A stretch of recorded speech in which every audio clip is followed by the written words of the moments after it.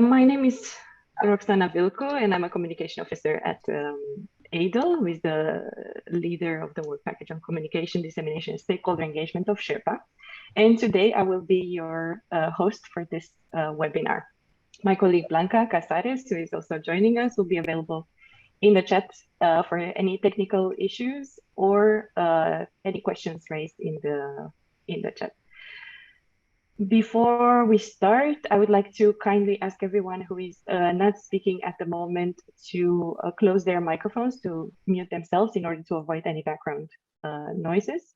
And if you would like to ask a question or intervene with a comment, I would like to ask you to please raise your virtual hand and wait to be given the floor so you can make your intervention.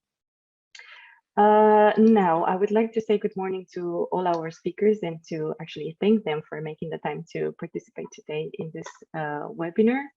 And starting with my colleague Jorike Potters from Wageningen University and also a work package leader in SHERPA. Good morning, Jorike. I hope you can hear us and we can hear you. Good morning. Can you hear me? Because I have a very bad connection. I don't see you, so I hope it will work out. We hear you very well, so that's very important. Thank you. Jorike will introduce us all to the findings and knowledge developed in SHERPA regarding the multi-actor platforms, our rural interfaces, and the future learning agenda for further reflection. Secondly, I would like to welcome Patrick Crehan. I hope I'm pronouncing that right, from PoliRural. Good morning, Patrick. Perfect. We can see you and I know we can hear you. Patrick will talk about linking actors to different policy levels and maximizing their influence. Thirdly, we have Suzanne von Munchhausen from the project Liaison. Good morning, Suzanne. Happy that you're here. Suzanne will present to us the macro regional hubs and feeding the policy process at national and EU levels. And last but not least, we have with us Mar Delgado. Good morning, Mar, from the Moving project. She will introduce us to the community of practice that's being set up and taking shape in the project. And just a very quick introduction about SHERPA for those of you who are very new to this project. SHERPA stands for Sustainable Hub to Engage into Rural Policies with Actors, and it's a 4-year project funded by Horizon 2020 program.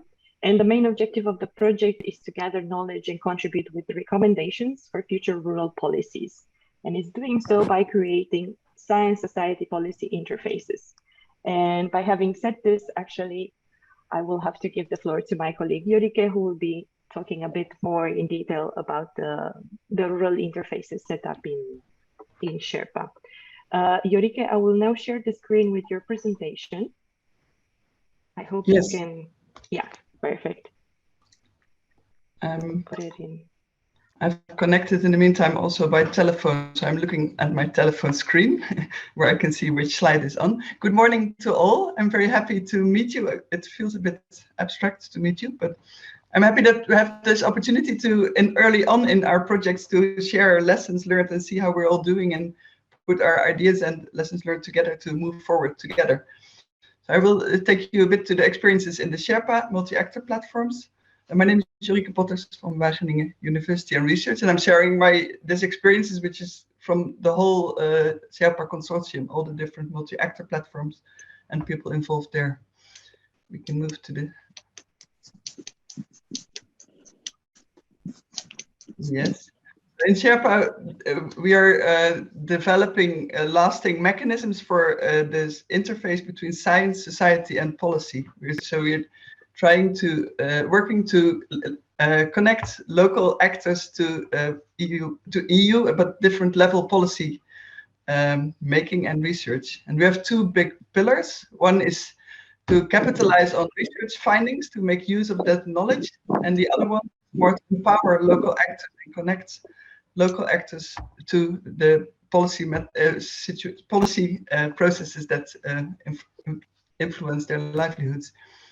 Go to the next one. We have in the first phase, which was the last 2 years, we have developed 22 multi-actor platforms. And we're now in the process of adding 20 more to reach a total of 20, well, will be 41 multi-actor platform. We work with basic principles, which are similar for all of the platforms, but we allow a great diversity between different platforms. So the minimum principle is that you have 10 members from science, society, policy.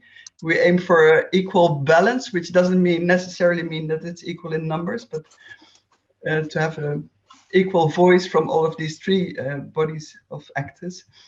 And each map has a facilitator and a monitor. But there's a big diversity in the history of the multi-actor platforms in who initiated it, and also in terms of the focus and the geographical coverage. We go to the next one. And this I can see. This illustrates a bit the whole process that we developed as SHERPA, which started on the left side with topic selection, which is a matchmaking between priorities on the ground, the local realities in the rural areas, and policy windows in the policy agenda. So we select from bottom up and top down the topic that are most relevant in a certain year or a map cycle to focus on. Then we gather research findings and we write them together in a Sherpa discussion paper, which are findings from all different EU projects which are running or already finished. So that's a general discussion paper. And then the maps work starts. Each map takes this as an input to develop their own discussion paper, enriching it with local bodies of knowledge and experiences and translating it to local language. Then the map cycle starts, which is a dialogue between the different actors. And there's a lot of flexibility for each map to design their own process, but at least there's two important moments where discussions are held between the actors, but in between often inventories or interviews are also organized. Each map designs the processes in such a way that all the actors can voice their interests and their perspectives and share their knowledge. This results in a map position paper. So at the end, we have 20 map position papers, and that's that feeds into the EU dialogue. So we have at EU level also a map. And finally, it results in a Sherpa discussion position paper, and that feeds into policy research for vibrant rural areas. So this is the whole Sherpa process. We go to the next one. And we want to learn how to do this effectively and how to engage society, science, and policy actors. So therefore, we have a monitoring and evaluation process designed. So we have in each, as I said, in each map, there is a map monitor. We have a tool where all the maps reflect and document their process throughout the. We have regular cluster meetings where maps who work on similar topics discuss their experiences and exchange. And we have workshops for the whole consortium to analyze and deepen our lessons learned. For the first phase, we have done this already, and this resulted in the learning agenda, which is the basis for the. I have a noise coming in. So this is the map cycle in short. Start with establishment of the map, then we go to the left to preparation, input, the map dialogue, which is results in an output and a follow-up. And in each of these steps, there's important lessons to learn how to organize it. And we have a big diversity of maps, so we try to grasp this diversity in enriching our lessons learned. And today we focus a bit on the right side. So it's more how to feed from the map dialogue. How do you feed policy processes in an effective way? We can go to the next one. So just to have one picture with all the people that matter. So we've been, of course, had to meet often online, but also had the opportunity to have some online face-to-face meetings, which is, of course, a lot more rich. Go to the next one. Some impressions. We've written all the impressions of the different phases of the process into our deliverable, which you can see on our Sherpa website. Please go and have a look. So it's, in general, the map members are very enthusiastic and satisfied with the process. So there's a lot of enthusiasm. But the composition of the map is really an issue that needs ongoing attention, especially the building of trust and the relations, which is especially when you do not have the opportunity to meet face to face. It's an important. It requires attention, and a lot of our learning goes into that. Another issue is the representation of society actors. So how do you really, in a small group that we have, how do you really represent all the diversity in the rural areas? Also young people, women, and people who are more hard to reach. Yeah, and it's important to see that the added value of this process is not so much only in the content or the message that you manage to communicate to policymakers, but it's also very much into the process, the dialogue, and the notion of being heard, and the networking and the dynamics. So we're harvesting also all these other added values to see where this is gained and how we can sustain this also after the process, also after the SHERPA project is stopped. We go to the next one. So all this learning on these different, so we've learned a lot, gained experiences in 2 years, but also a lot of questions came up. So we have developed this learning agenda. And this collects all the questions that are coming up in the process and that need further exploration or learning. So this brings focus to our own learning and monitoring, but it also allows to invite other people to share their lessons to see how we can learn together. And today is an example of such a space for creating this, for sharing lessons learned. So please feel welcome to have a look at the learning agenda and share your experiences.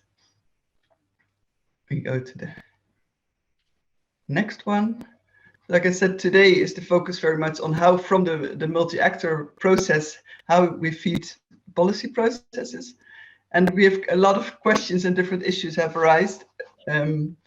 So it's about how to link engagement, actor engagement to appropriate levels of policy making. So not only at the end to the EU, but also to different levels at national and regional and local levels. There's a question how to deal with controversy and diversity in the messages for policy. Sometimes it's clearer if you have a one-liner, but it's the richness of the rural realities where there's also diversity, which we need to capture. The other one is what are effective ways to deliver messages from the maps? So is it in written form? Is it by meeting and creating dialogue spaces for dialogue, or is it videos, or what are different ways? Another one is how to bring together and discuss the local perspectives at the EU level. So now I leave it to that. That's another question. What's the added value for actor engagement on policy to really understand this in order to organize our process to maximize this added value? What other types of outputs can maps generate? And very important, how to maximize influence and impact in feeding processes. So what works well and what works less, and how can we really sustain these lessons learned? Somebody close the microphone.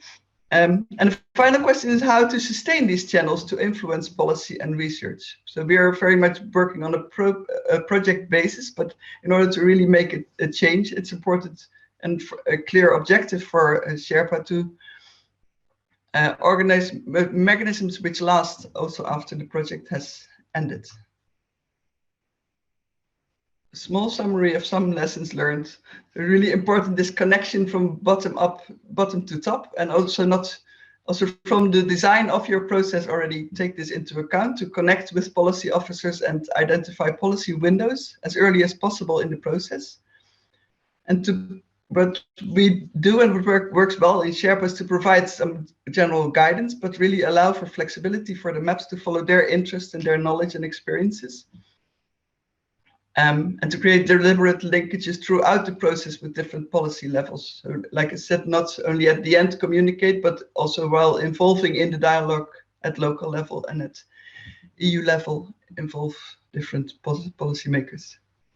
Diversity is the power of these kind of mechanisms that we are creating. So it's really important to take advantage of it and to not, sometimes if you summarize messages, you lose this diversity. So that's the challenge to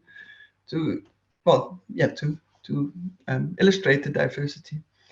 And therefore also to improve the understanding of each MAP member, to really design the dialogue to fit those interests, so to not to lose the interests along the way.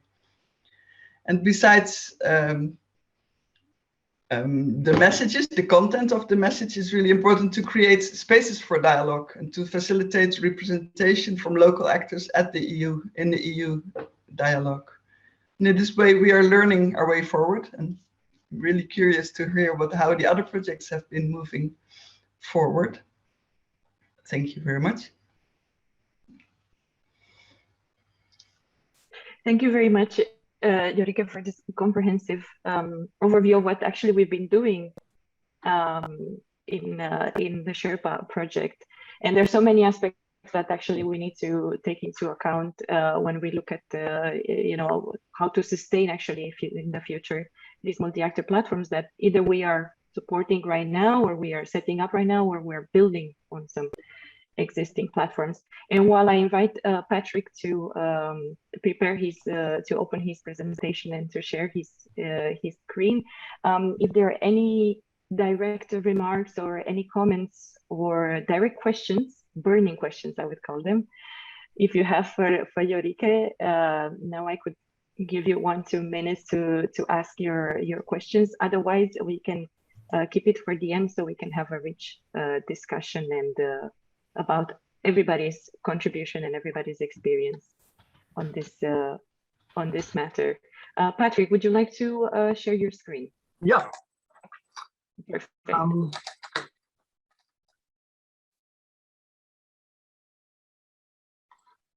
There is a comment on chat, Roxana, from Peters. Yes, from Wouter. I think we can address it after the presentations, and we can invite him to ask his questions afterwards. Good. Well, good morning, everybody. I'm from the PoliRural project, and these questions that you've been asking are extremely timely, and I'm happy to say that we've certainly experienced these issues and have been confronted with the need to address these questions throughout the work that we've been doing. We've already been running for 2 years, and but one of the places I'd like to start is the fact that these questions are very abstract in a sense. You know, they're formulated at a very high level, and it's very hard to give general replies to these. So I think it's useful to try to hone in on specific challenges that we have to address. And so what I'll do is I'll just jump to my last slide where I mentioned 2 major challenges, and this provides the framework for everything else that I have to say. So just, I want to talk about the governance challenge posed by the current round of CAP reform. In the previous, versions of the CAP, one of the things is that the framework and a lot of the legislation and a lot of the rules by which the rural areas had to be managed were established at EU level and for all of the states. And so what has changed now is that a lot of these areas are meant to be decided at member state level. And ultimately that means at regional level. So what the EU is asking is the member states to provide their national CAP strategies. And of course, behind all of this is the issue of, to what extent are the member states really consulting with their regions, and to what extent are the national strategies reflecting regional needs. And I think the general answer to that is that my feeling is that we're in a state of chaos, and that these links are not being effectively made.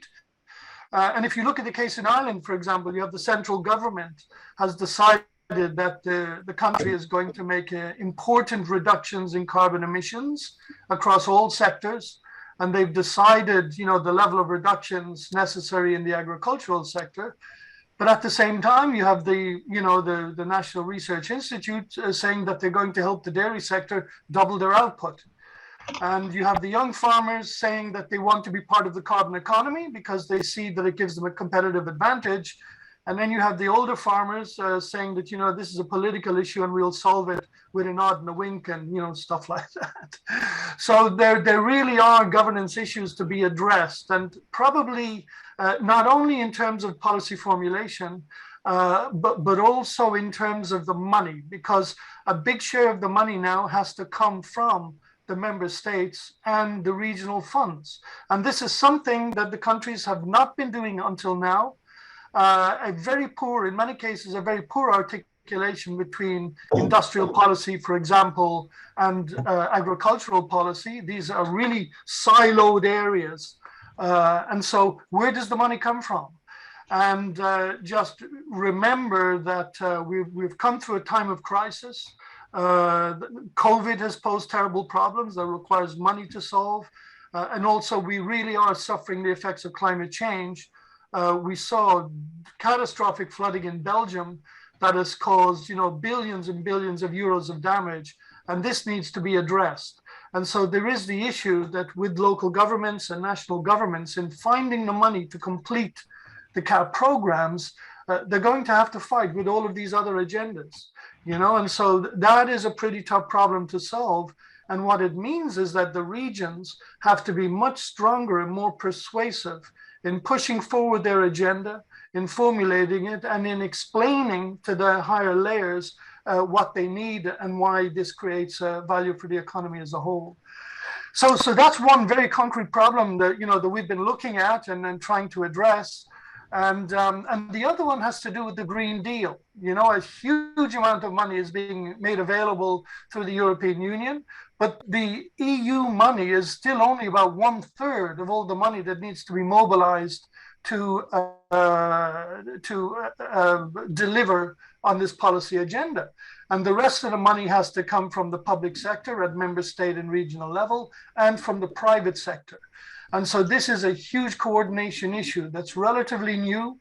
And right now, the member states have been making demands on the Recovery and Resilience Fund. And so this money is being made available based on the plan submitted by the member states. But they're being severely criticized because the articulation with regional leads is actually quite poor.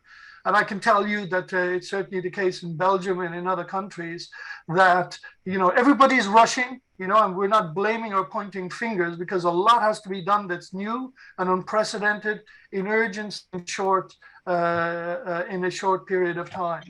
And so what it means in the case of the Green Deal is that 90% of the money has to be spent at regional and urban level. So it's not for federal or central government projects. 90% has to be spent at regional and urban level. So where are the action plans, at regional and urban level? And also not only the plan of what to do, but how to finance it. So that's just to give you a little bit of the background that these are issues that we've been very much concerned with in the PoliRural project. And we've had to improvise tools to try to address these issues as we went along. So just coming back to the PoliRural project, we're 12 regions, and in each of these regions, we're carrying out a Foresight initiative. And for a lot of people, Foresight is really about future studies and, gathering intelligence about the future and studies and feeding this into a policy process. But for me, Foresight is more than that. A successful Foresight initiative is one that results in a policy being adopted or an action plan or program being adopted and the money being found to implement it. For us, that's success. And we cannot stop at a report.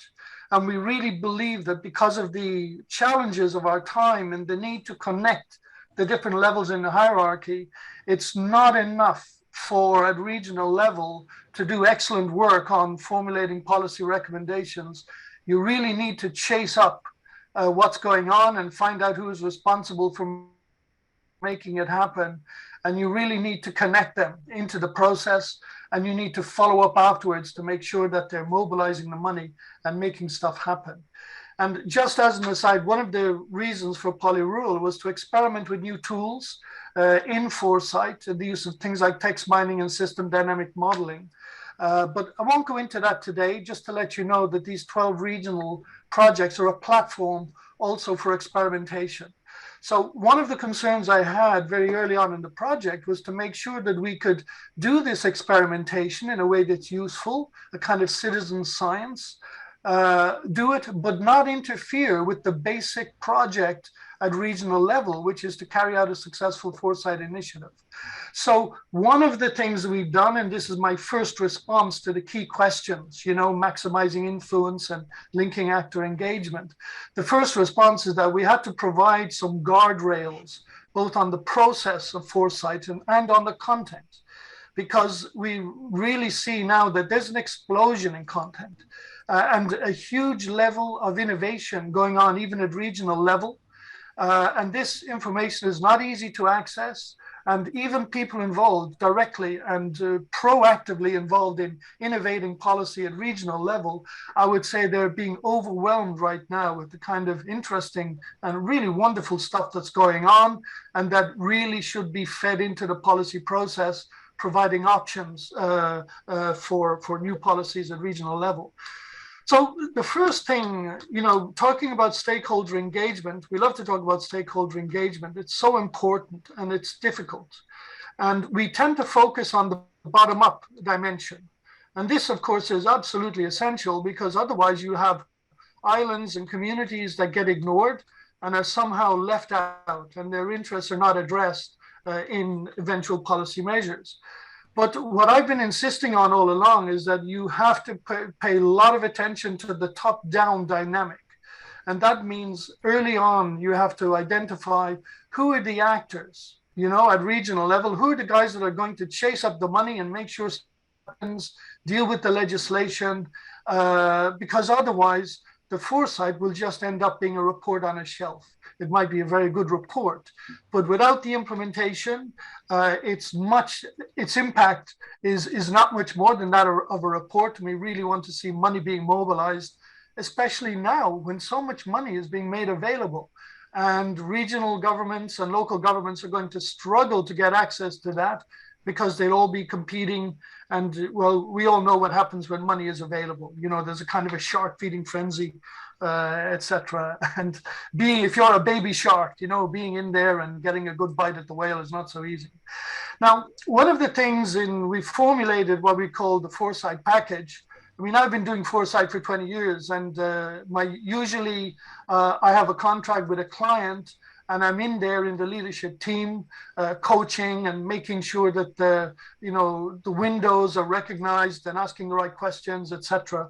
But in this situation, we're working with 12 regions at a distance. So we have to provide guidance and then provide a little bit of help as we go along.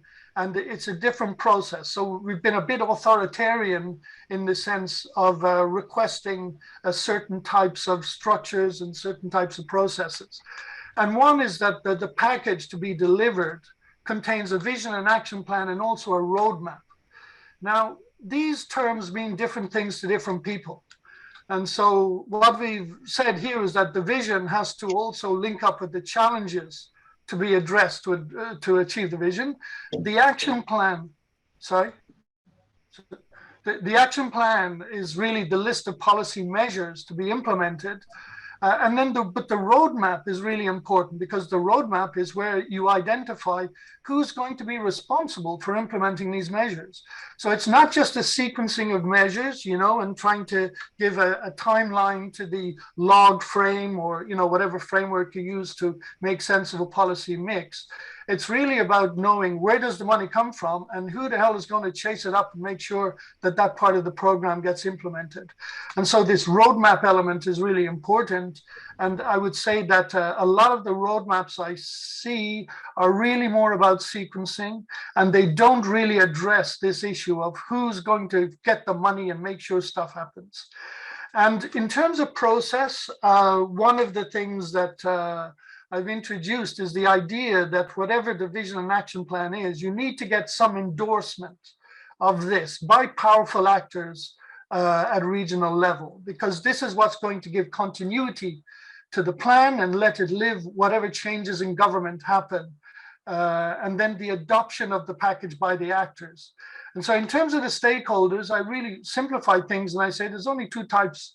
You have the beneficiaries, those who are going to benefit from the programs, and then you have the actors, and they're the ones that have to make the money available, do the programming, enact the legislation, and make it all happen.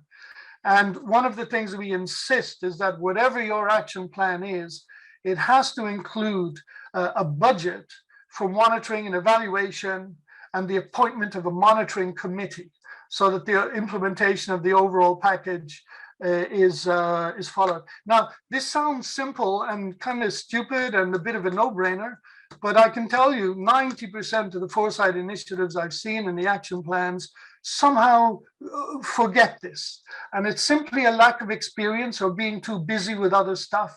But this we really insisted on, that these are the elements, what I call the guardrails on process and content, to make sure that the overall initiative has a greater impact than it would have otherwise. We're living, through a time of disruption, and of course we're aware of COVID, and we're talking all the time about climate change and stuff like that. But this is a very interesting diagram that I took from a recent strategy published by Unilever, which is a food company, among other things. They employ in their suppliers, they have hundreds of thousands of farmers all over the world. And so they're very much connected with rural areas. But this, in their resilience plan, they said, listen, COVID is only the first of many waves of disruption that we'll have to deal with. And if you look at the diagram, COVID is the smallest and the first of those major disruption waves. And then after that, we have the recession, and so I was just listening to a newscast this morning about the hundreds of thousands of restaurants that have closed down permanently as a result of COVID. And so this recession issue is really important, and we haven't felt it properly just yet. And then there's the climate change issue on just building renewal and renovations for energy. We have to triple the amount of renovation that's going on. So this is a huge challenge, especially if we have to preserve social energy justice or equity on energy issues. And then the big one is the biodiversity collapse. So this is just to anchor in the minds of people that COVID is just the first of many disruptions. And in the way that we work in public administration, we're going to have to anticipate waves of disruption and find a way of working that is much better and better equipped to react to these disruptions. And the money is being made available. Thank God for once, at higher levels in the hierarchy, huge effort is being made to make the money available. And the banks are playing the game. There's incredible innovation going on in financing models, great progress being made. But this is happening so fast that a lot of people involved in policy analysis, and certainly people on the ground, they're just not aware of this.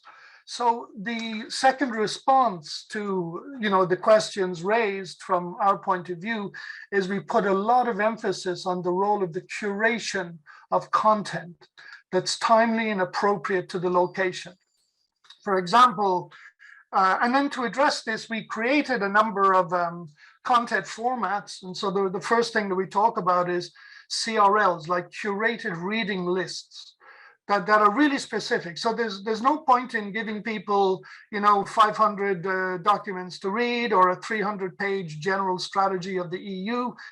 You really have to pull out what's locally relevant and distill those elements. And if we talk about climate change, there's all the general talk at the level of the World Bank and the International Energy Agency and World Resources Institute. There's a lot of global level talk, which is really important. But the problem with this content is that it's not immediately or obviously relevant to anybody at regional level. And so within a region, for some, the preeminent or the major impact of climate change is not something happening in 50 or 100 years' time. 2050 or 2100. It's already happening now, and it's manifest in wildfires or in floods or in landslides. And depending on the region, you have the major manifestations and emerging manifestations of climate change. And these are the problems that have to be addressed, not the polar bears and all of that kind of stuff, which is great and interesting background, but it is not immediately relevant to the regional development issue. So what we've done is we've created a number of inventories where we use these CRLs, like one-page summaries of the issue with some reading lists, authoritative reading lists. And we did one on drivers of change, where we had 64 topics, 64 like 1 or 2 page summaries about the issue. And the idea is that this is a tool for people organizing their regional foresight, and they can scan through these or, you know, circulate the list and then hone in on the issues that are most relevant and most important to what they want to address. And they have a ready-made reading list to try to get an idea of an explanation of these things and why they're important, and maybe statistics about how they might evolve in the future. The other thing that we did an inventory of, and we're just finishing this now, is financing mechanisms. Because one of the things that I found is that a lot of the partners in our project, they're very familiar with the LEADER program. And so they see everything through the lens of the LEADER program. But the LEADER money is only 5% of the money that gets spent in regional development. So if you want a comprehensive, you know, regional development plan that covers whatever needs to be done, you know, from feasibility studies to pilots to scale-ups, etc., to make stuff happen, you have to be aware of these other financing mechanisms. And so we really had to address this because it was a huge blind spot for the people that we had leading regional initiatives. And if we didn't jump in, everybody would just be doing LEADER programs, which are already being financed in another way. And this would be no added value by the project to the overall goal of regional development. And we discovered, you know, just quickly, myself writing down a list, I came up with more than 40 mechanisms. You know, and these include things like concessions and PPPs and green bonds and all kinds of the city facility, which provides technical assistance to urban regions to help them formulate highly technical aspects of their development program. So this is something we did to try to open the eyes of people and open their minds. So on the one hand, they could recognize and see the feasibility in certain initiatives because they could see a way to the financing of these initiatives. And also it gives them a clue as to who they need to contact and what they need to talk about in terms of the top actors and getting them on board and getting them to help them adopt the overall program and ultimately follow up on the money. And the other thing that we're doing is now we're just starting work on an inventory of policy options. Because so much is happening. And if we take an issue like the decarbonization of agriculture, you know, if you listen to the newspaper, like other areas of industry, and agriculture is an industry, all kinds of concessions are being done and measurements are being made and programs are being put in place and solutions are being found, but very little is really being done to address the case of the farmers. In fact, the governments are generally shy of even measuring the outputs, the carbon footprints of the farmers. But lots of opportunities and solutions are out there to actually address this issue. And the main complaints of the farmers is that, on the one hand, food activists tell the world that they are evil because they're killing the planet, because they do dairy products and they have beef and stuff like that, and everyone should be vegetarian and etc. So the farmers feel that they're being attacked in a sense, and they can't respond because they are actually doing a lot to sequester carbon, And if you look at the footprint, you even have some parts of agriculture have a negative carbon footprint, and other parts, they need to work on their footprint, but it's much lower than is sometimes claimed. So under the policy options, we have headings like the decarbonization of agriculture to make sure that people are at least aware of what can be done to address this issue, so they don't have to be afraid of following through on this and formulating programs along those lines. And so there are other tools, but just to, I know time is an issue. So just quickly, the last thing really is more effective engagement, with the stakeholders. And in particular, we felt that the missing link has really been on effectively connecting with the top-down actors. And so one of the things, we simplified our discussion on stakeholders, so only beneficiaries and actors. The beneficiaries are at the bottom. They're the ones that need the help. And the actors are the ones that have to find the money. But the problem is, when do you engage with the actors and how? And what we found is that very often the actors themselves are not aware of these sources of financing. They're not aware of the roles that they have to play, and they're a little bit lost. So in any case, these are the three ways that we've tried to respond to these issues. And if anybody wants to follow up on any of this, then you have my email from the first slide, and I'll be happy to talk either in group format or one-on-one to anybody who wants to after. Thank you very much. Thank you very much, Patrick. It was a very comprehensive presentation from PoliRural, and I actually, when I take you back to what you mentioned in one of your slides, to how to not reduce all this knowledge to just a report on the shelf, and to actually help the implementation. Also the dynamics between the bottom up and the top down, and how to find the middle between that. So thank you very much actually for giving us these insights from PoliRural. And I'm sure people might have questions or comments about it, but we'll have to keep it until the end. I would like to give the floor to Suzanne from the Liaison Project, so she can introduce us to the macro-regional hubs they have worked with within the project, and how they've actually how they're working to feed into the national and the EU policy level. Please, Suzanne. Thank you very much, Roxana. Facilitation of co-innovation on the local level and feedback loops to national and EU policy levels. Some insights from the Multiactive project Liaison. Thank you very much for inviting us. I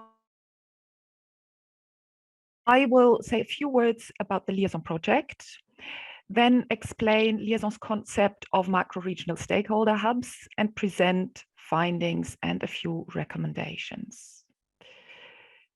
Main objective of Liaison is to make a contribution to promoting and strengthening co-innovation projects, networks and initiatives, and the delivery of EU policies that aim to enhance cooperation for innovation in agriculture, forestry, and related rural activities.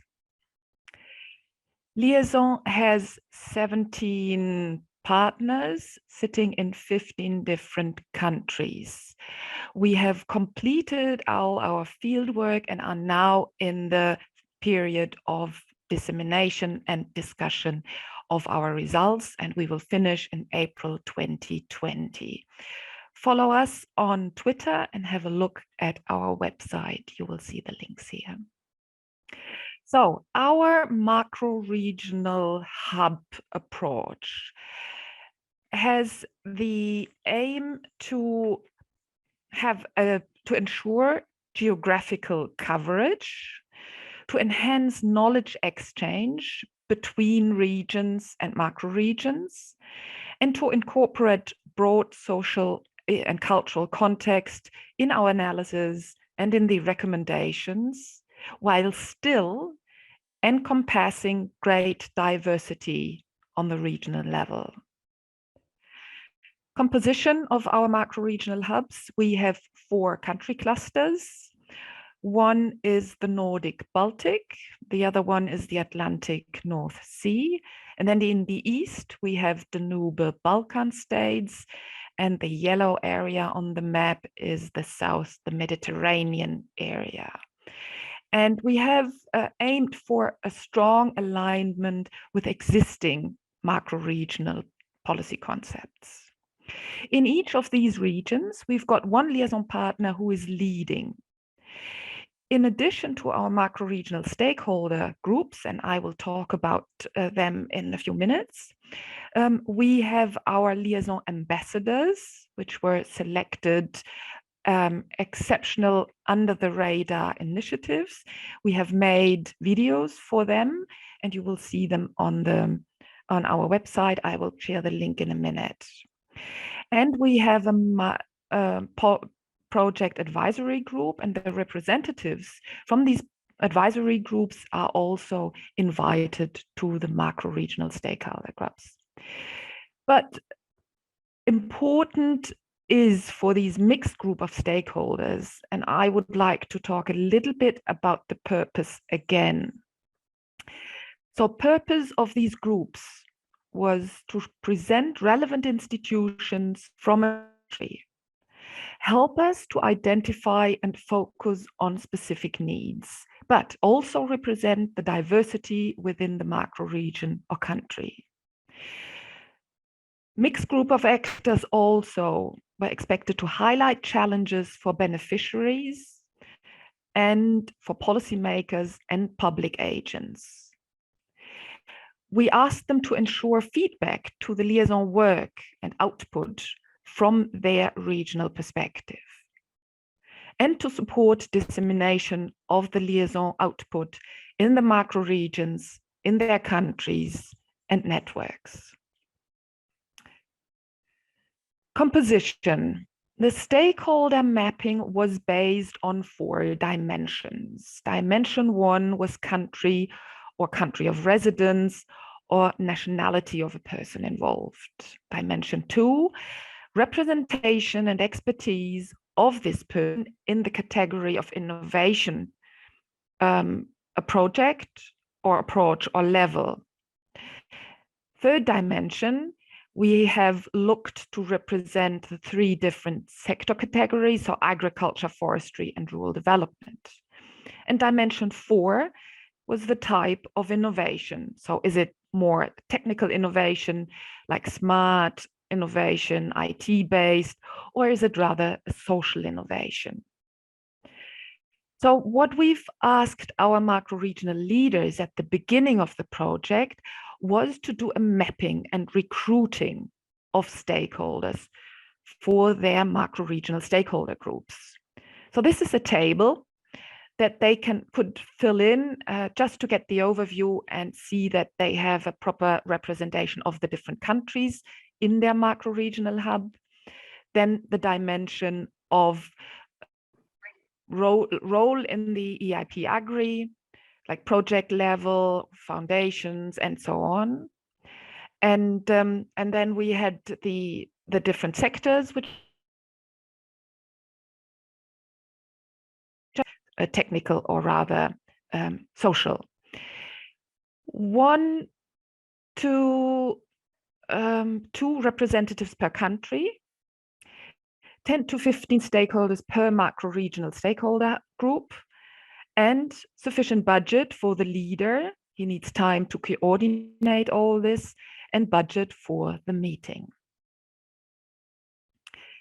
To visualize this a little bit, I had prepared this pyramid, which shows the feedback loops for EU policy impact. So we've got the macro-regional hubs on the bottom, regular feedback loops, engagement with the Liaison Project, and we've seen it for the other acts also, for SHERPA and for PoliRural, and then feeding back to the national level by national partners or macro-regional hub leaders, and with our policy recommendations and our policy engagement on the EU level also. So lessons learned from our macro-regional hub concept. It worked well to raise awareness 4 macro-regional differences concerning cultural and social and economic contexts within project teams. It helped also to deepen the team's understanding for the interpretation of the data collected from different regional contexts. It supported the context-related interpretation of hampering factors for EU policy implementation. And it helped us to ensure appropriate adjustments, solutions from Northwestern were transferred to other EU regions. And we see that a lot, and that refers maybe also to what Patrick had explained, that some regions have really problems to implement given policy frameworks. Another issue, another lesson learned was really to have the respect and to enhance respect for regional specificities within our liaison work. Improved listening by partner teams to their national and regional stakeholders. And lessons learned that were somehow difficult was, for example, and we've heard that already, keep the balance within the stakeholder groups. Due to fatigue and busy work, many key actors said we can't participate anymore, we don't, and then we end up with stakeholders who are willing to participate, but might not follow the original plan of having a balanced stakeholder group. Then we've experienced the risk of over-representation of researchers and other Horizon project members because they are paid for participation and engagement in projects like Liaison. But the others we need so urgently might not participate for good reasons. But that's a problem. Hub leaders need extra effort and extra time. And the delegation is really important to have team members within the responsible partner groups, to have somebody who's interested and has the motivation to engage with the macro-regional stakeholder group. And then another lesson learned was no one fits all, actually. Workshop concepts, communication tools, they all require organizational and topic-related adjustments for each macro-regional group. Our recommendations: ensure direct benefit for the stakeholders involved. Ensure sufficient budget for the macro-regional hub management. Intrinsic motivation of the macro-regional hub leader is important. And they also need clear guidance by the project coordinator.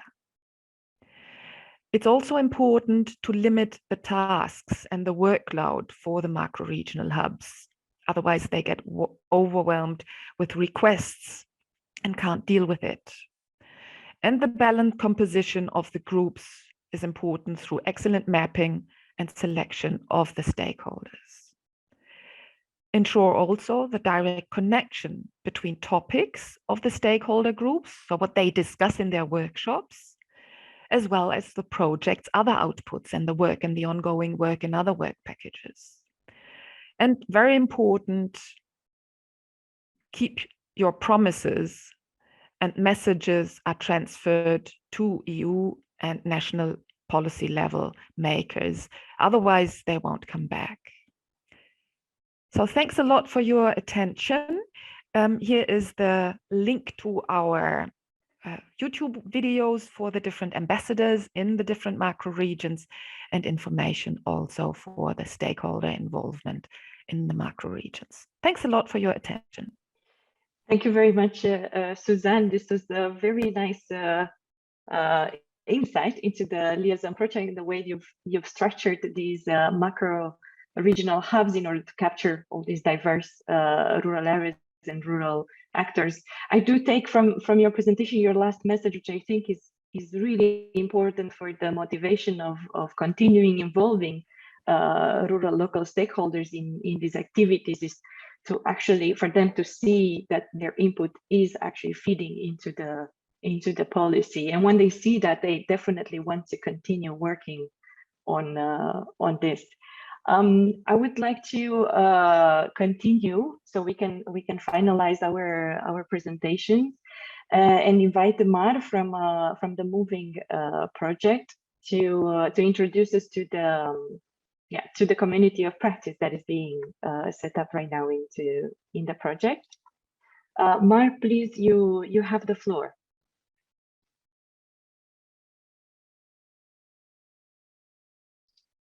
I hope she can. Definitely, she has shared her presentation, but I also hope she can. Sorry, I couldn't. Perfect. Myself. Thank you, Rosanna, for inviting me to present here in this really interesting forum where I learned a lot. So thanks to all the people that have talked before than me. Okay, so I represent Moving, that is the youngest project in this, let's say, cluster, because we are the last project in this rural cluster, the last approved project. So we have been working just for 1 year, roughly 1 year, and we do not have as much as results as you already have. So what I'm presenting right now is what do we plan to do, and also what are the steps that we have done. But as I said, not yet with real results.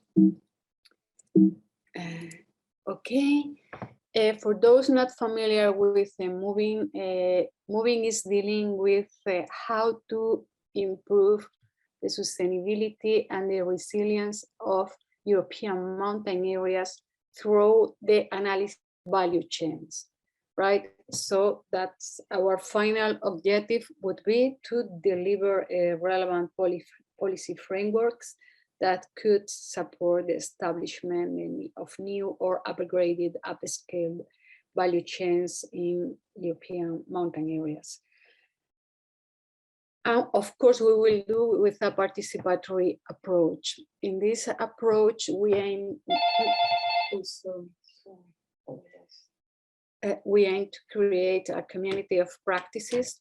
And the reason for that is that we are profoundly convinced that sustainability transformations require levels of collaboration, coordination, learning, and commitment across different disciplines, sectors, and scales that are rather unprecedented. We are now facing much more complex challenges than ever, and we need to work using these approaches. And we also need to develop mechanisms that support the legitimate, transparent, and constructive ways of creating synergies across different knowledge systems. So we really work with a transdisciplinary approach, and in this way of working, we propose to create a community of practices where different actors coming from quite different disciplines, but also sectors, but also type of knowledge, from researchers to practitioners to farmers to policymakers to whoever is really aiming to give answer to the different challenges that rural areas, and in our case, mountain rural areas, are facing right now. And we think that the only way is to collaborate, to develop actionable and solution-oriented knowledge, right? It's not knowledge for researchers, it's knowledge for giving an answer to the challenge, to the problems that people in mountain areas are facing actually.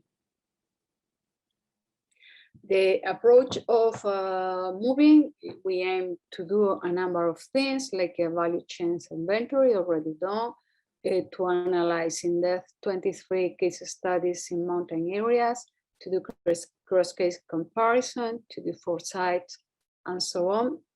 And finally, to deliver a policy analysis and a roadmap. I learned a lot from Patrick about how to do a good roadmap, so probably I will come back to you and we can discuss these issues.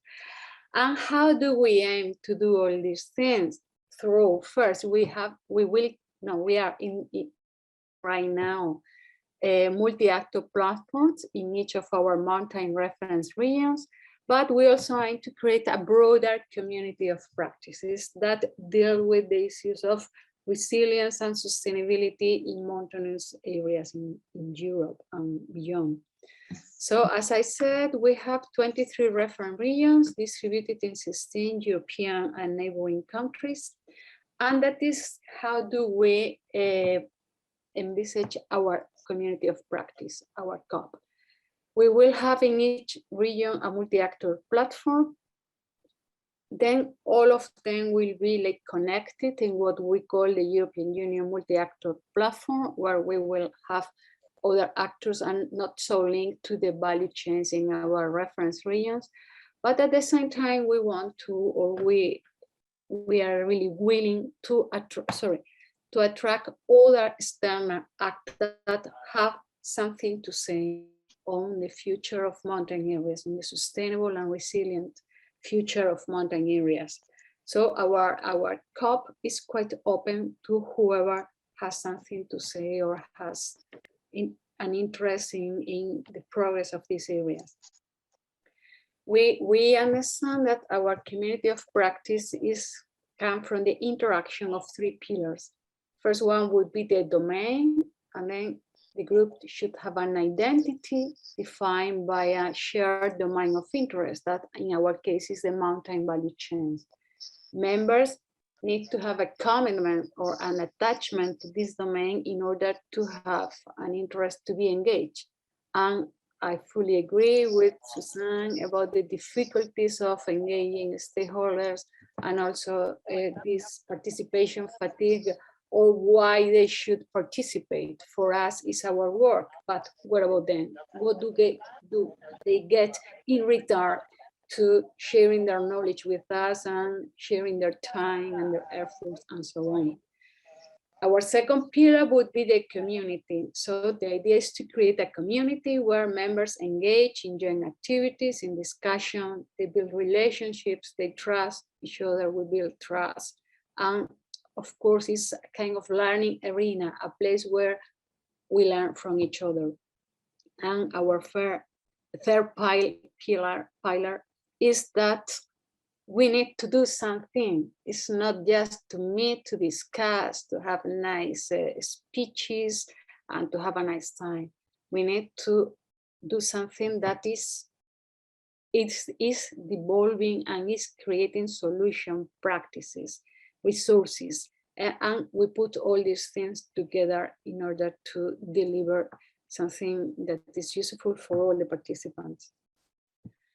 We define our COP with three different levels of engagement. The central ring would be the core, the people that is really involved in our activities, participate, let's say, in all the meetings we do, discuss questions, validate results, and so on. We have a second ring of active people where they just participate, let's say, in activities that are more linked with their main interests, but they're not, their involvement is not so continuous, it's not so intense. And then we have also a third ring with this more, let's say, peripheral or associated. There are people interested in what we are doing in our COP, in mountain areas and so on, but their level of involvement would be more partial. They want to be informed. They can do something, but they are not ready to be really in the hardcore of the project. What do we expect from this COP? One of the first results that we are working right now is a participatory analysis of the vulnerability of the land use systems, right? Of the resources that are at the back of the value chains, of the mountain value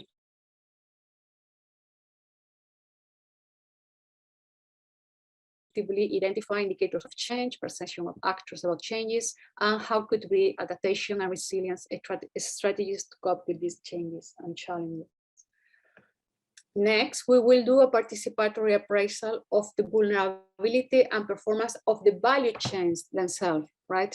To understand what is their performance through different perspectives, and to discuss future strategies also linked to resilience and sustainability, but this time to the value chains. And then we will do also a comparative assessment and critical benchmarking of, we will create a number of cluster of value chain cluster that share some assets or some problems or some solutions. And then we will also compare and benchmark these value chains in order also to identify potential adaptation, coping, resilience strategies. And we will also work with a multi-level foresight, as I've mentioned.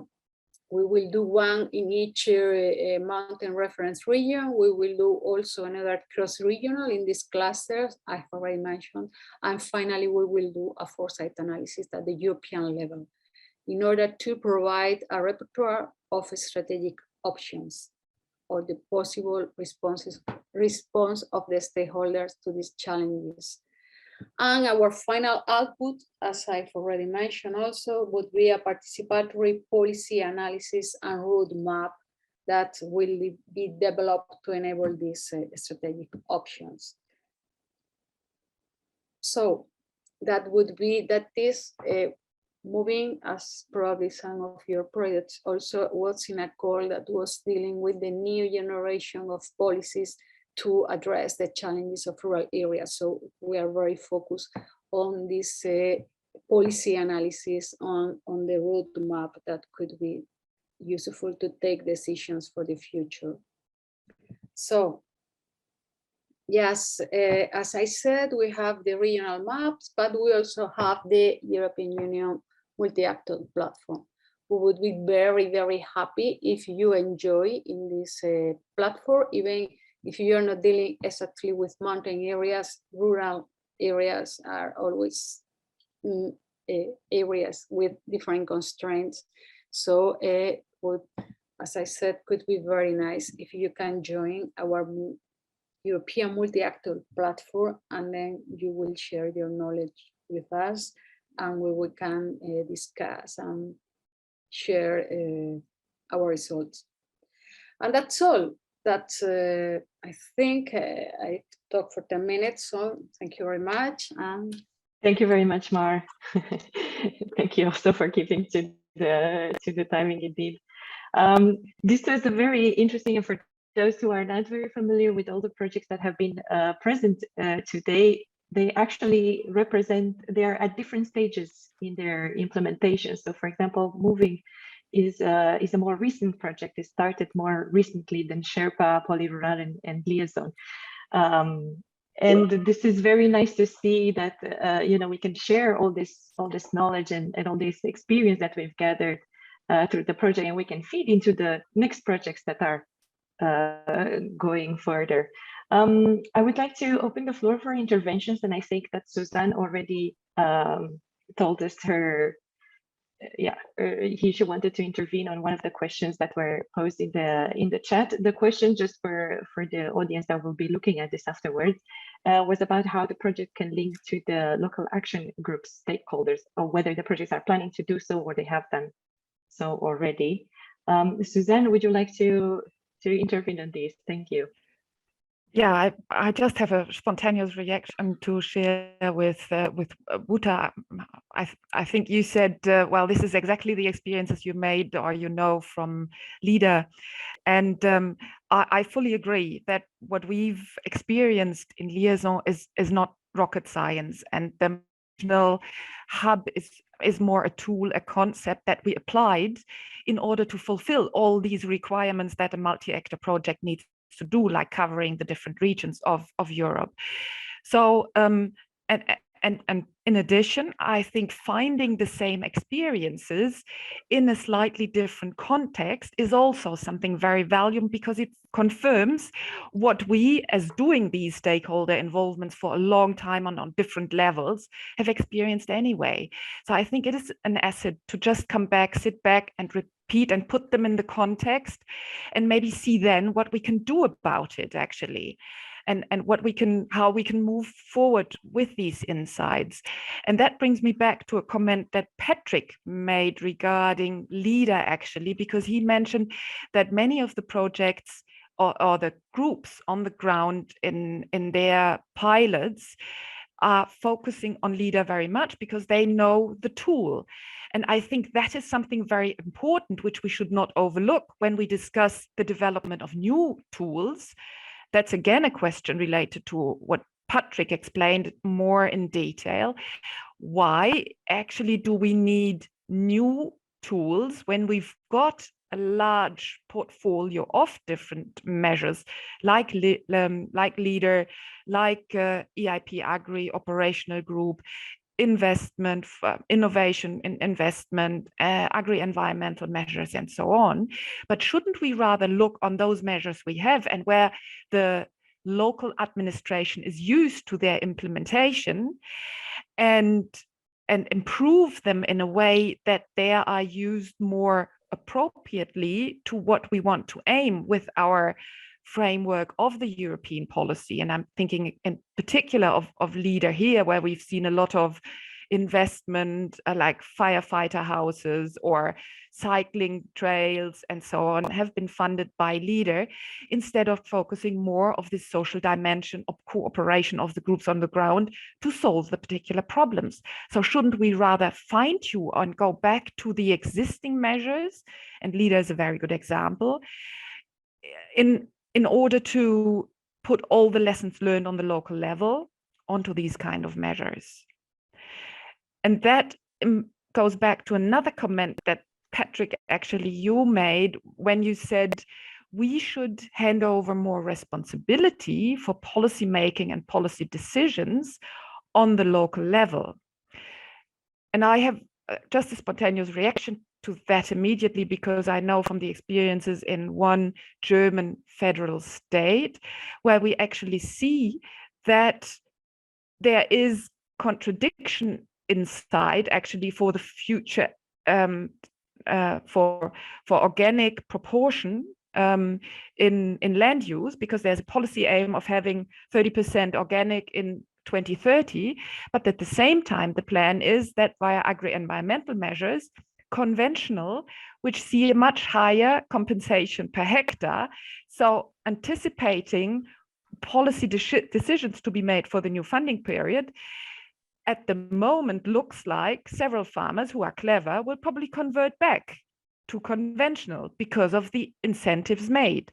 So I'm really wondering if the local level has the experience and the horizon to think up the future effects of their different policies, and if they contradict each other, and if they instead need more support and more guidance for these anticipation of potential future effects.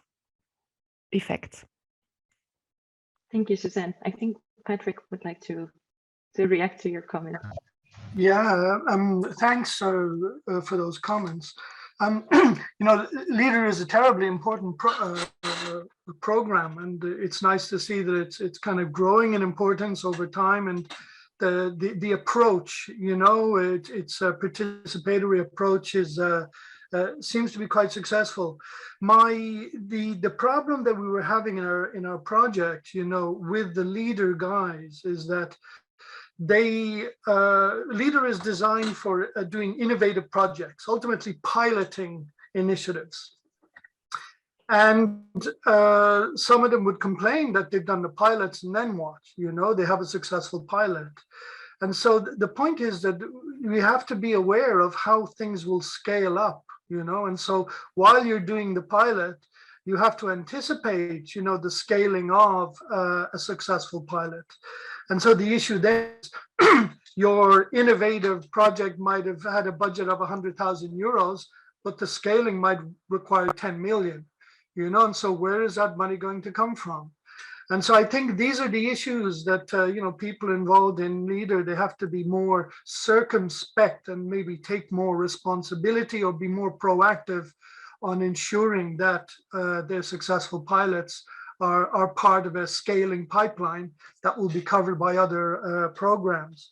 So that was really, you know, the issue that was behind the initiative in PoliRural to create this inventory of financing mechanisms, so that people could see, you know, how the different programs join up and how what's done in one program will feed into another. And you go through the whole, you know, cycle from feasibility studies and data gathering and research all the way up to innovative, you know, piloting and scaling, etc. So that's really, you know, was part of the concern there. And it actually, I think it links up with a remark that you made, Susan, about the importance of coordinators. And I think there are, you know, coordinators have to be very good on the administration of projects, because they have to manage money and contracts and stuff like that. But a lot of the coordinators I know, that is all they are good at, is administration, and they have no vision or no deep understanding of how the policy areas connect up. But this is really important, you know, and so maybe it's a coordination team that you need, but the capabilities of the coordinator and the kind of skills and profiles, I think is an area that requires attention, because not every coordinator, you know, can cover all of those areas. And you really need to be, you know, it's not only a question of joining the dots, but knowing what dots can be joined. And that requires insights that a good administrator might not have. So, the role of the coordinator is really, really important, as you mentioned. And in terms of responsibility, you know, you mentioned responsibilities for the regions. We did some deep dive guides on issues, including capital reform, I would say. And yeah. The thing that we put the emphasis on, we couldn't cover everything. So we emphasized the issue of the prosperity of farmers and farm incomes. And on the one hand, you know, it's important that farmers do the right thing. But the other thing is they have to earn a decent livelihood, you know. And this is one of the, I think in the new CAP reform, more attention is given to this than in previous CAP frameworks, is increasing the prosperity of farmers. So in our deep dive guide, this was the area that we put an emphasis on, simply because, you know, productivity and of farming and the environment and all of those things we felt are well covered and habitually, you know, generally covered out of habit and in the past, and not enough attention was being given to the area of the prosperity of farmers.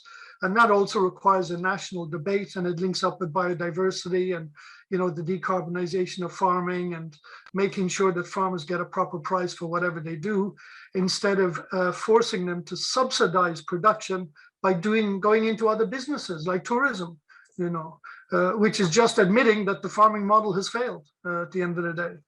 So anyway, there's a lot of really interesting stuff that you mentioned there that I think are very timely. And in PoliRural, we've tried to touch at least upon some of them in some way. I'd love to follow up with any of you who are interested in these things in another way after this meeting. Patrick, I would say that if you have at hand the link to these inventories, you could put it in the chat. Maybe somebody wants to already have a look at it. And I see Maria, yes, raise her hand. Maybe she wants to also intervene and react to these. Yes, a very, very interesting discussion today. I truly enjoyed. Maybe to add to this diversity, you probably know, because some partners from the former CIMAR project that I coordinated, which was on social innovation in marginalized rural areas, contribute also to the SHERPA project, for instance.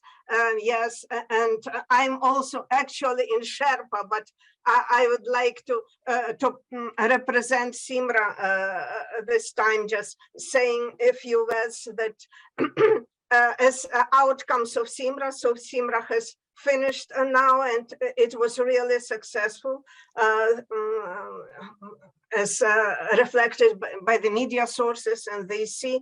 So our general impression from what we have done, if to say in just a couple of words, that policies are putting right and they seem to work, but there is scope for improvement,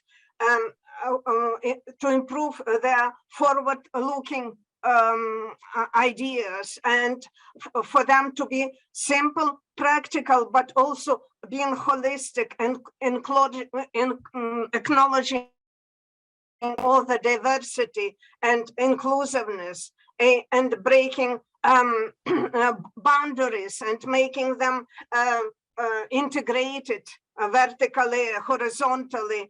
And with this regard, I would also like to mention that I'm a member of the steering committee of the Carpathian Mountains. So, for instance, to the moving project with regard to current or future collaboration, we could bring in some way, of course, not as a partner, but some collaboration with the Science for the Carpathian Network, and to work together with UNEP of the Carpathian Convention, for instance, so we can establish some collaboration, I see, with the moving project, and I'm in SHERPA, so we could do something jointly towards our communities to be more vibrant, more motivated, to have more opportunities and capabilities to socially innovate, because I think all of us eventually looking at innovation and making these links between human and the environment,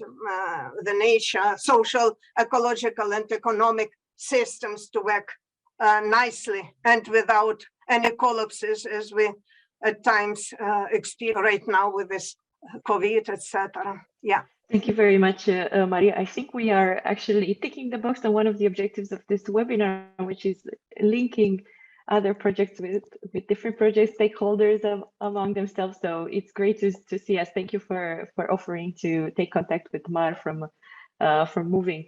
I would like to give the floor to Eureka. I think she has a question for. We have a bit of microphone here for all the speakers. I'm not sure if she can intervene. Yes, I can intervene, but Perfect. through my telephone. Therefore, the noise was from my side. Apologies for this really bad connection. No it's really problem. interesting what I can hear of the conversation. I really like the richness of the experiences that are being shared. I would like to raise our attention maybe, or the question of the sustainability of what we are doing. Like Patrick raised, there are a lot of pilots on the ground, but also in terms of multi-actor platforms, there's a lot of project-based initiatives where we bring people together, we organize the dialogue. And I would like to ask the others how you deal with the sustainability of what of the platforms that you're organizing, or what is your view on this for after the project has ended? And I think in Sherpa, we deal with this challenge in multiple ways, or it is a question that we ask ourselves often, and linking into initiatives, existing initiatives such as LEADER, but also other in each of the context is one of the ways to see like what is there already in place and how can we add to that. So really understanding this relates to the question, really understanding what is our added value on one hand for the actors involved, but also for the existing mechanisms that already exist. Like we shouldn't reinvent wheels or have a fifth wheel on the wagon. So it's really see what is in place and where initiatives are lacking, or we can add something. And also really focusing on building a capacity for stakeholders to engage in the network. But I would like to hear from the other speakers how they think of the sustainability of the platforms they initiate after the project, how they work on that. Thank you, Eureka. I think Mar would like to take the first shot.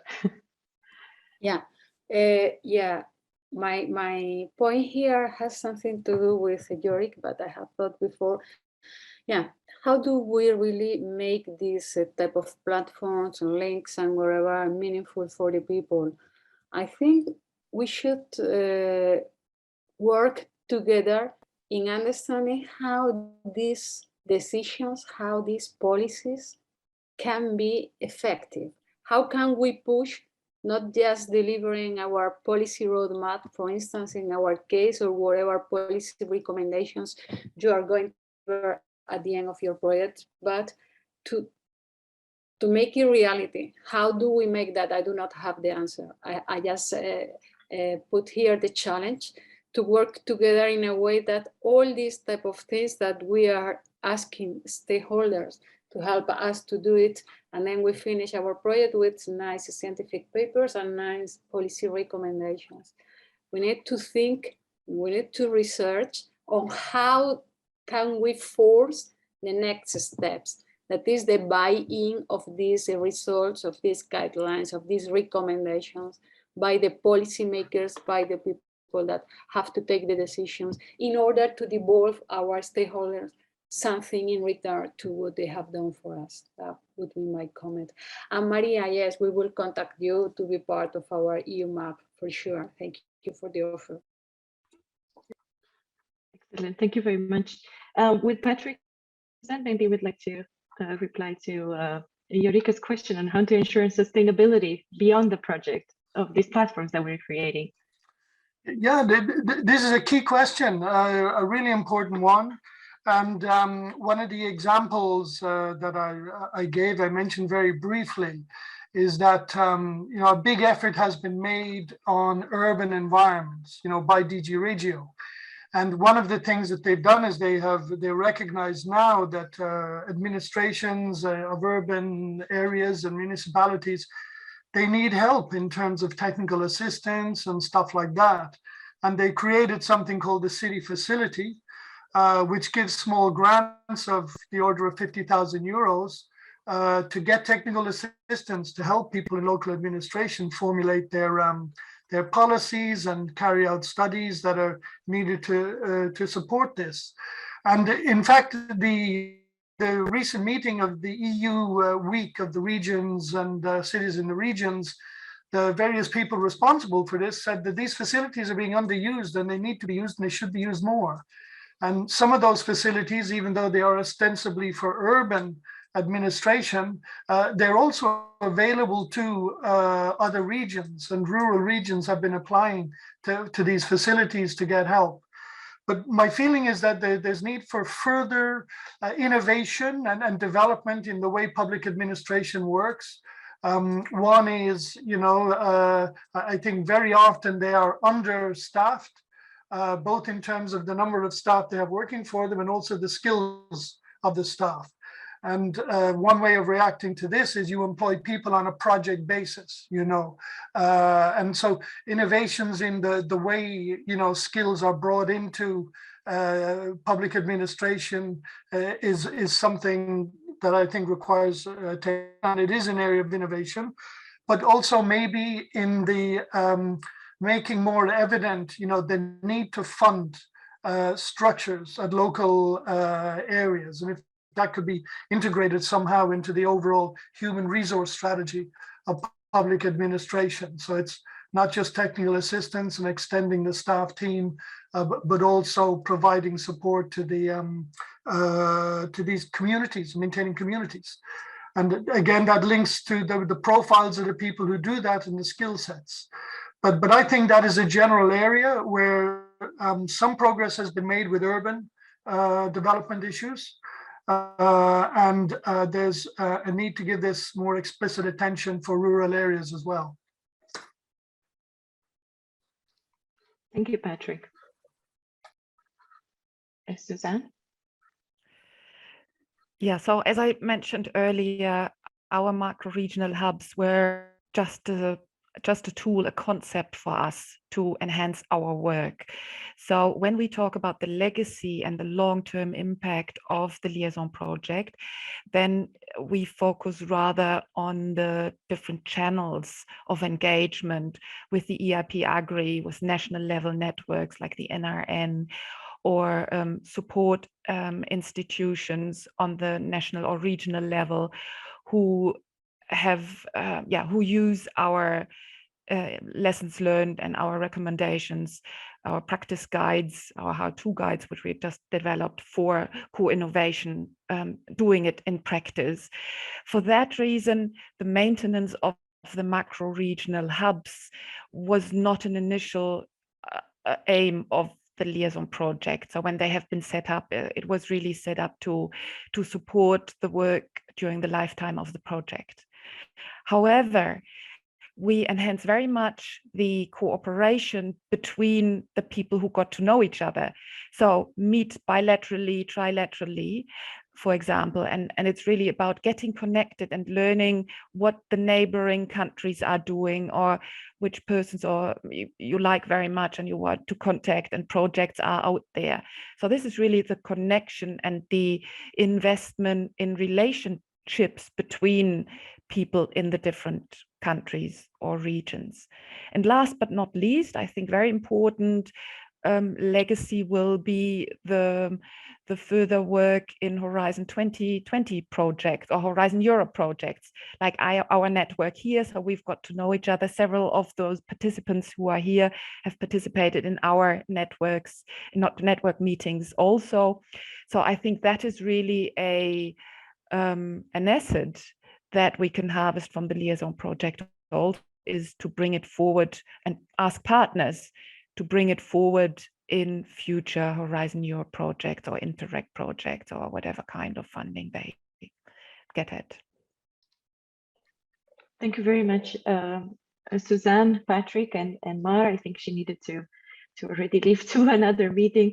I did say at the beginning of the webinar that this is we don't want to be too long connected online. We know there's a lot of fatigue going on around, but thank you very much to everybody for the very rich discussion. We are reaching, well, we have reached already the end of this webinar, and as we mentioned at the beginning, we've created this learning agenda through which we have many questions that need answers, and through a collaborative work, I think we can definitely share our insights and our knowledge, and we can build these answers that we might need for our own projects or to share with other projects.